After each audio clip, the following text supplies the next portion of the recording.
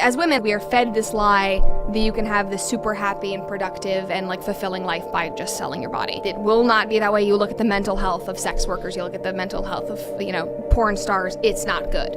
But when you look at men and women, men are biologically designed to go sow the seeds. There's a reason why you do not carry a child for 9 months. For women, it's I need to find this one specific partner. I can only be pregnant for 9 months. And so with women, there's a reason why, biologically, hookup culture and just sleeping with a bunch of people, this sex positive culture for women, I don't think it's healthy because it's going against how I believe we are literally biologically designed. I also think that porn is one of the things that is destroying my generation.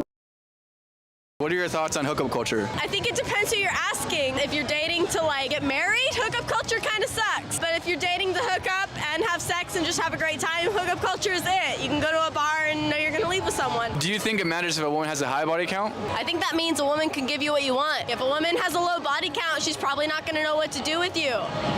Hello? What kind of man do you think wants a woman with a high body count? A rich man. We would both agree that a rich man would have a lot of women, right? He has a lot of options, right? Yes, definitely. So you think that he would pick a woman with a high body count over a woman with a low body count? Yeah, because she would know what to do. What characterizes the hookup culture? It involves a scenario where a guy meets an attractive girl at a bar or club, experiencing an immediate physical and mental connection. They engage in a physical relationship, meeting in similar social settings but never fully revealing their true selves. Over time, the excitement wanes, and they perceive this as a lack of compatibility. One of them ends the relationship and moves on to someone else in the same social scene. The one rejected seeks solace in a series of physical relationships to overcome the lingering feelings for the ex, perpetuating a cycle. The crucial question arises: where is the commitment in this process? Where do they demonstrate a willingness to invest time in each other when the initial spark fades? This absence of commitment, a fundamental test of relationships, contributes to the erosion of long-term connections. This pattern has had a detrimental impact on relationships in the West. Men seeking commitment find it rare among women, who often prioritize careers and end up alone and discontented after navigating the consequences of the hookup culture. The hookup culture highlights societal issues in Western societies. It prompts contemplation about alternative approaches, such as arranged marriages in the East. This perspective challenges the notion that such arrangements might not be as oppressive as commonly perceived. Today, men adhering to traditional approaches in courting, seeking stable relationships, and avoiding one-night stands find themselves labeled as unsuccessful in relationships. On the other hand, men adopting a more casual, pump-and-dump strategy are often perceived as successful in attracting women. A significant problem in contemporary culture is the emphasis on competition rather than understanding and empathy. Men and women are preoccupied with proving superiority over the other group, contributing to a breakdown in genuine connection and compassion. Apparently, it's more entertaining for both single men and women to mock each other's challenges rather than offer constructive suggestions to bridge the gap. Over 2 decades of experience reveal that women in their early 30s possess the ability to attract men, spanning from their early 20s to their 50s and 60s. Men, it seems, have an enduring desire to date women in their prime. Numerous women share anecdotes of encountering questionable advances from 50-year-old men when they were in their mid-20s, while high school guys attempted to set them up on dates at the age of 25.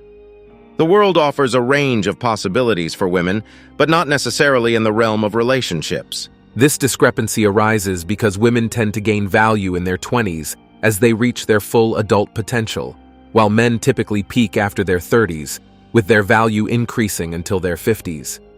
Women can effortlessly attract attention from men of any age in their 20s, but as they enter their 30s and 35s, their appeal wanes and attention shifts toward younger women. Many women feel that men in their age groups don't treat them fairly, wondering why men of the same age are not interested in dating and marrying them.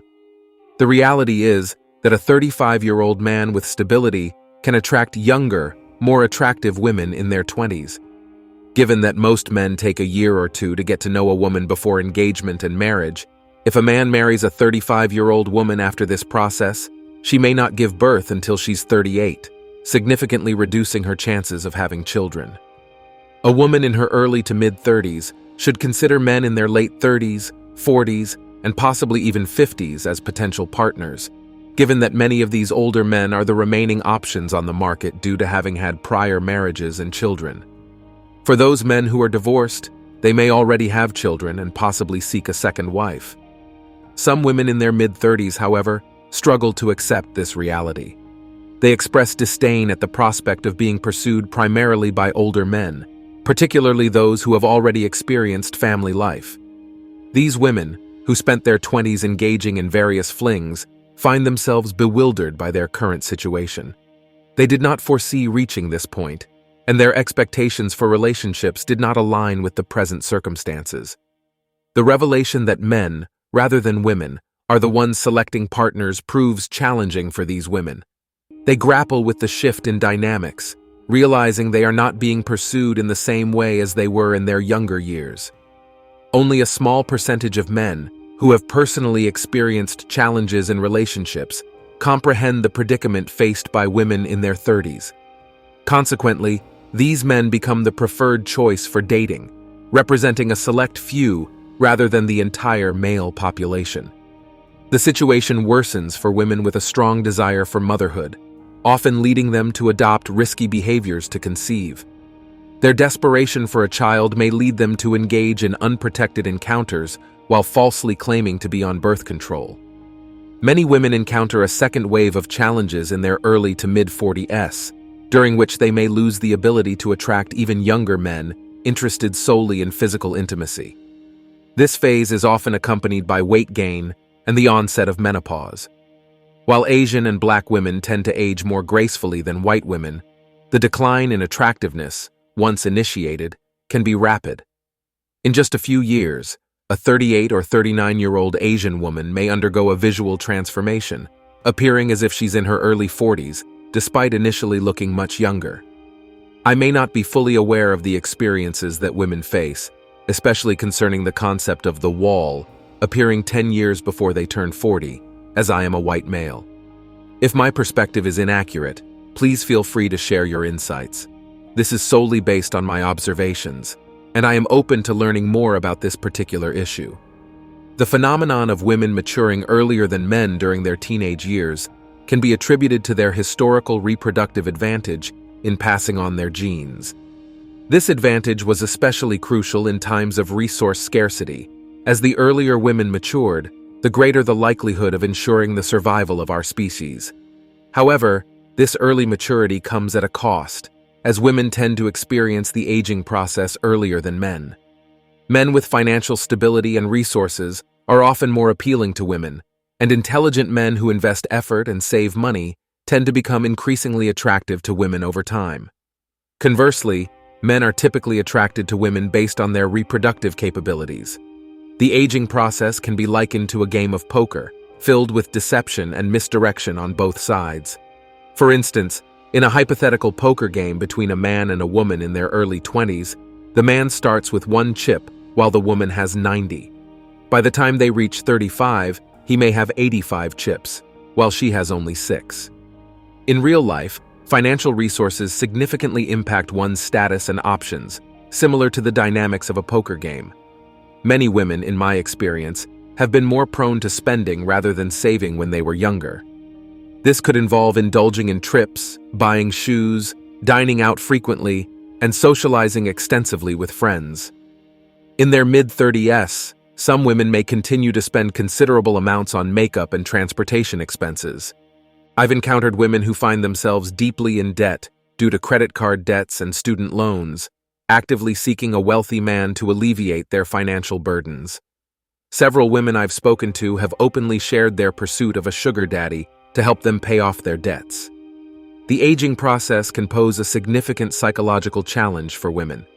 There's a saying that men age like wine, while women age like milk. Men tend to age more gradually than women, and by their mid to late 30s, they may be more open to dating women in their 20s. As I've mentioned before, the prevalence of the hookup culture serves as compelling evidence that something may be amiss in Western societies. Perhaps, just perhaps, considering arranged marriages as practiced in the East isn't as oppressive as some may think. It's food for thought. And that's it for today on Sigma Traits. Make sure you hit that like button, smash that subscribe button, and don't forget to ring that notification bell. Support this channel through membership and super chat. Let us know your thoughts in the comments below. See you all tomorrow.